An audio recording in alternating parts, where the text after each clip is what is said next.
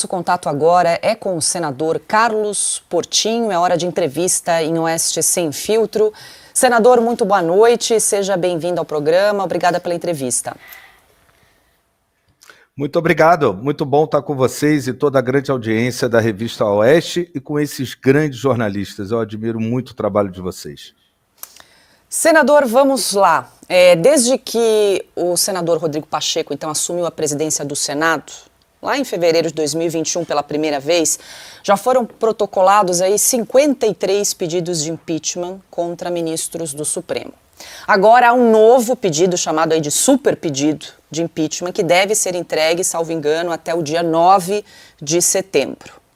Algumas reportagens trazem nos bastidores aí que o senador Rodrigo Pacheco pretende segurar, engavetar todo e qualquer pedido de impeachment contra integrantes do Supremo até acabar o seu mandato.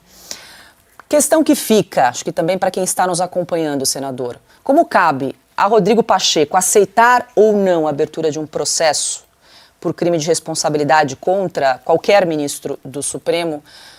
O que vocês pretendem fazer caso chegue o dia 9, o senador Rodrigo Pacheco não aceite a abertura desse processo? Bom, primeiro, a certeza de que há razões suficientes para a abertura de um processo de impeachment, ou mesmo uma CPI que culmine, até mesmo, né, uma CPI que culmine num processo de impeachment, na medida em que a violação do devido processo legal é evidente. Falo aqui até como advogado, além de senador. Né? A censura, que foi a consequência dessa violação do devido processo legal, idem. E quando você censura jornalistas que têm o dever de informar e têm o direito à liberdade de expressão, o maior direito, eu poderia dizer, porque eles prestam um importante papel para a sociedade, formando opinião. Você pode concordar ou discordar da opinião, mas o jornalista tem que ser livre em emitir as suas opiniões, fatos jornalísticos e informações.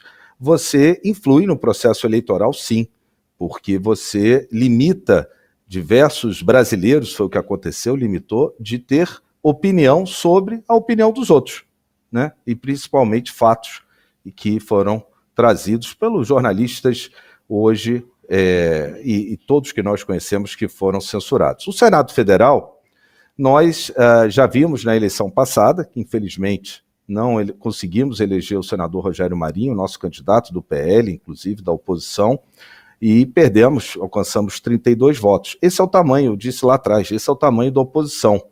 É muito bom, porque nunca houve uma oposição com tantas cadeiras, 32 senadores de 81. Mas qualquer medida para avançar, né, ou ser deliberada, a gente sabe que precisa de um quórum e 32 senadores não formam a maioria ainda. Talvez em 2026 o eleitor se lembre disso e a gente tenha a maioria. E realmente cabe ao presidente do Senado a abertura tanto do projeto de uma CPI, de uma comissão parlamentar de inquérito, quanto de um pedido de impeachment. E a gente sabe que o último recurso é ao judiciário, a essa instituição, né? E eu não vou fulanizar a discussão, porque os ministros do STF, eles representam o poder da República, o poder judiciário, que deve conviver em harmonia e são responsáveis como guardiões da Constituição Federal, tantas vezes aqui, como eu mostrei rapidamente, e vocês aí vilipendiadas nesse processo que a gente acompanha desde antes até da eleição passada. O pedido de impeachment que a Câmara dos Deputados apresentou, eu estive na coletiva, reúne mais de 100 de assinaturas, né? Os senadores, por uma questão até de cautela, nós não vamos assinar como autores, embora apoiamos todos esse pedido, para que amanhã não venham dizer que a gente não possa participar de uma eventual votação de impeachment, né, para evitar qualquer conflito. Pode ser mais um entre tantos pedidos de impeachment, mas eu tenho certeza que o que a gente sabe até agora do que foi revelado pelo jornalista Greenwald e a Folha de São Paulo é apenas a ponta do iceberg. Vem muito mais por aí, eu não tenho a menor dúvida. A par disso, hoje se iniciou, está nas redes sociais de todos os parlamentares que assinaram o pedido de impeachment e os que apoiam, um grande movimento para coletar assinaturas populares através do processo eletrônico, até o dia 7 de setembro. Dizem que todo poder emana do povo, e a nossa expectativa é recolher em torno de 5 milhões a 10 milhões de assinaturas para o processo de impeachment. São os mecanismos democráticos que a gente pode se valer, não tendo a maioria no Senado, embora tendo muitas cadeiras, para que haja uma pressão natural sobre o presidente Rodrigo Pacheco, né? A vontade popular se soma à vontade dos parlamentares que representam os seus eleitores e seus estados. Então, há todo um movimento que nos cabe, dentro das nossas limitações, não tendo a maioria, mas diante dessa vergonha descarada, como disse, inclusive vou usar o adjetivo que disse o juiz Ayrton Vieira, né? Essa vergonha, esse escândalo descarado, são os instrumentos democráticos que a gente tem que usar, né? Contra o totalitarismo, a ditadura, mais democracia. E a participação popular é fundamental para nos dar esse apoio. Senador, deixa eu incluir aqui os meus colegas nessa entrevista. Alexandre Garcia. Senador, com a intimidade que me possa permitir, o senhor dizem que todo poder emana do povo. Nada. O todo poder emana efetivamente do povo. Se não vier do povo, não existe. Esse poder, é ilegal, não é democracia. Mas, senador, ontem nós ouvimos o senador Espiridião Amin lembrar o projeto de resolução número 11 do senador Lazier Martins, meu conterrâneo lá do Rio Grande do Sul, meu colega jornalista, né, que está lá. Né? Será possível usar isso? Sendo que o senhor falou aí, tem 32 que é a oposição. Então está faltando mais 22 senadores serem convencidos para chegar a 2/3. Né? Será que a gente vai ter que esperar até 2026, sendo que eu ouvi falar ontem muito como sucessor de Pacheco, Alcolumbre de novo. Como é que o senhor vê isso? Como sair dessa? Também com relação às próximas eleições à presidência do Senado, a mesma dificuldade que nós enfrentamos com 32 senadores deve ser pesado nessa próxima legislatura e encarado como uma dificuldade. Espero que em 2026, aí sim, a gente tenha a maioria no Senado Federal. E vamos ter. Com relação ao projeto do senador Lazier, é um excelente senador que nos faz muita falta, inclusive, representava muito bem o Rio Grande do Sul e o país, né? Eu e o senador Espiridião, por diversas vezes, tentamos também empurrar. Mas veja, a gente sempre cai no mesmo problema, né? E é bom que se diga, não somos o super-homem. Precisamos, né, que a presidência do Senado paute também qualquer projeto. Cabe ao presidente do Senado. Né? Por isso que eu acredito, Alexandre, que primeiro esse processo de desgaste que se inicia, e evidentemente com esse escândalo descarado, ele deve mobilizar a população. O nosso papel também é agir para mobilizar a população, porque eu vou lembrar aqui o projeto Ficha Limpa que eu participei, né, tanto coletando assinatura, e na época eu era assessor do deputado Índio da Costa, que tinha um projeto semelhante, protocolado antes do Iniciativa Popular, e por isso o projeto de Iniciativa Popular, né, do Ficha Limpa, foi o que destravou da gaveta do presidente da Câmara, né, o projeto do Ficha Limpa. Por isso que o deputado Índio da Costa foi o relator, porque ele tinha esse projeto, mas estava na gaveta, porque dependia o quê? Do presidente da Câmara colocar. E foi a Iniciativa Popular, a coleta de assinaturas na lei do Ficha Limpa, que pressionou o presidente da Câmara naquela época. Eu acredito que esse é um instrumento democrático. Senador, o Augusto Nunes, boa noite, muito obrigado pela entrevista. Essas primeiras revelações, senador, foram suficientes para que mudassem de ideia até jornalistas que defendem sistematicamente vinham defendendo sistematicamente o comportamento do Alexandre de Moraes e do Supremo. A população visivelmente está indignada com o que aconteceu. O Ibsen Pinheiro dizia que, quando presidiu a Câmara, ele dizia que o Congresso faz o que o povo quer.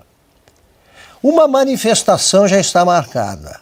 Nada disso conseguiu fazer com que um único senador que apoia o governo ou o consórcio formado pelo governo e pelo STF, nenhum único senador se sensibilizou ainda com o que leu, com o que viu e mudou de ideia. E também não mudou em nada o comportamento do presidente do Senado, Rodrigo Pacheco?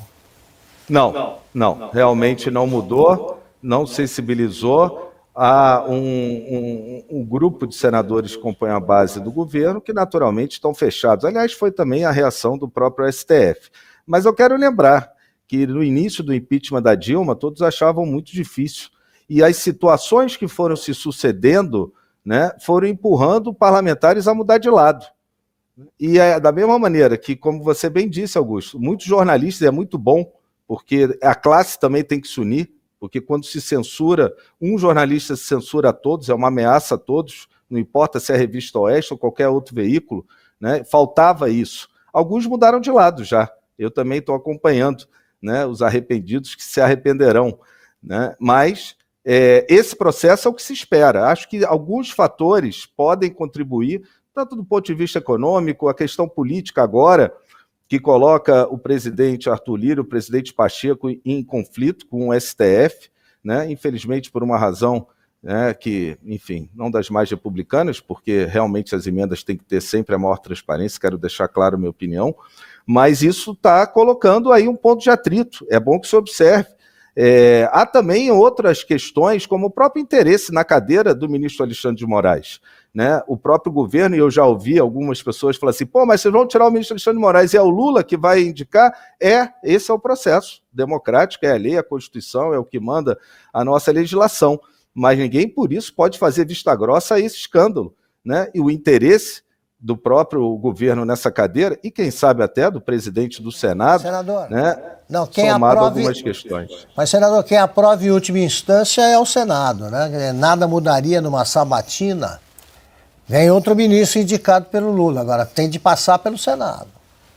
Tem. A votação que colocou lá a indicação do Dino foi apertada, na CCJ, muito apertada, né? E aí que está, a circunstância do momento, né, pode fazer com que muitos parlamentares, e as próprias denúncias que virão, e virão muito mais, pode ter certeza, mudem de lado e defendam a Constituição. Esse tem que ser o nosso lado. Os senadores estão lá também para defender a Constituição. Senadora, a pergunta agora é de Adalberto Piotto. Senadora, eu só vou insistir na pergunta do Augusto. Me permita aqui ser advogado do diabo. O senhor fez comparação com o momento da Dilma, só que naquele momento eu não tinha um consórcio com o Supremo Tribunal Federal.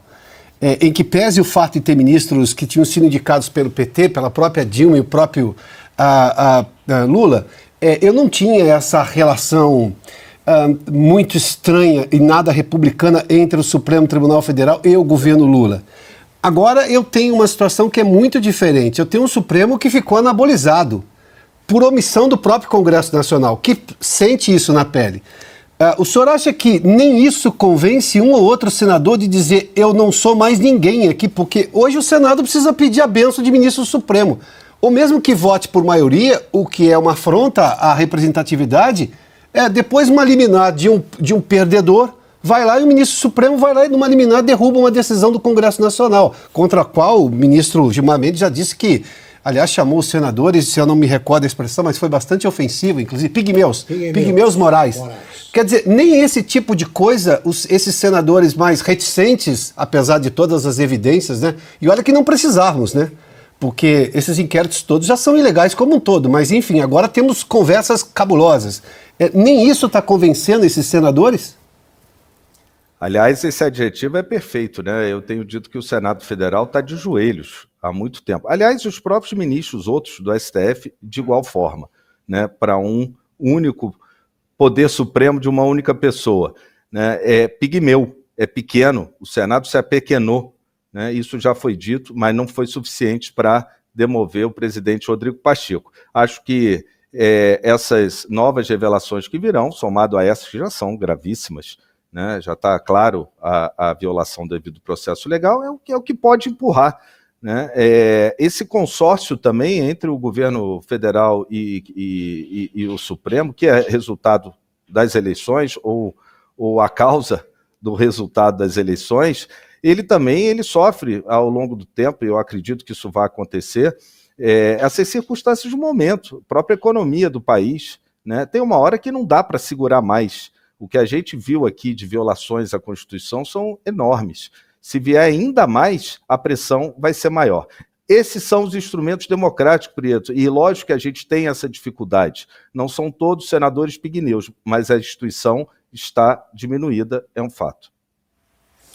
Senador, acho que dá tempo de mais uma pergunta, vou chamar a Ana Paula Henkel.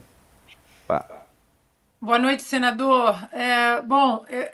Diante de tudo, né, que o senhor disse aí também do que o brasileiro vem testemunhando ao longo dos anos, às vezes uma interferência absurdamente inconstitucional do Supremo no parlamento, né, no Senado, na Câmara, não seria uma pauta urgente para a Câmara, já que no Senado o senador Eduardo Girão já disse que esse projeto de lei da extinção do foro por prerrogativa de função, ele já foi aprovado? Não seria essa extinção uma das coisas mais urgentes, já que parece que os parlamentares, eles de uma certa forma, eles ficam reféns o tempo todo dos ministros do Supremo Tribunal Federal, que hoje abrem inquéritos de ofício, sem a devida provocação constada na nossa Constituição. Será que essa extinção não seria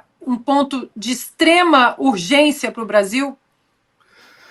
Ana Paula, muito boa questão. Eu vou somar com a resposta que ficou faltando a outra.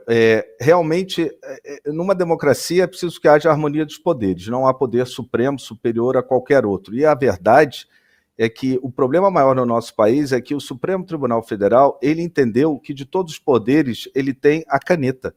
Ele não tem a Constituição, ele tem a caneta. Ele deveria seguir a Constituição.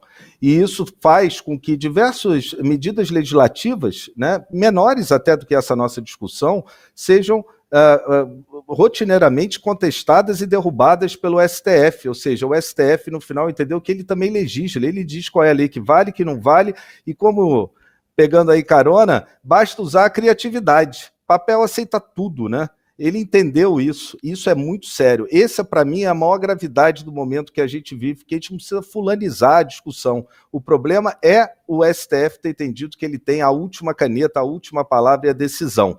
Essa questão da prerrogativa de foro, é interessante que o presidente Arthur Lira ande, porque o Senado já deliberou as decisões monocráticas, e foi curioso, vejam como é que os cenários vão mudando. Hoje, por exemplo, o presidente Arthur Lira mandou para a Comissão de Constituição e Justiça da Câmara o projeto que limita as decisões monocráticas, que estava parado. E quero lembrar que nessa discussão toda de emendas, mérito à parte, mais uma vez o Congresso foi atropelado pelo Poder Judiciário.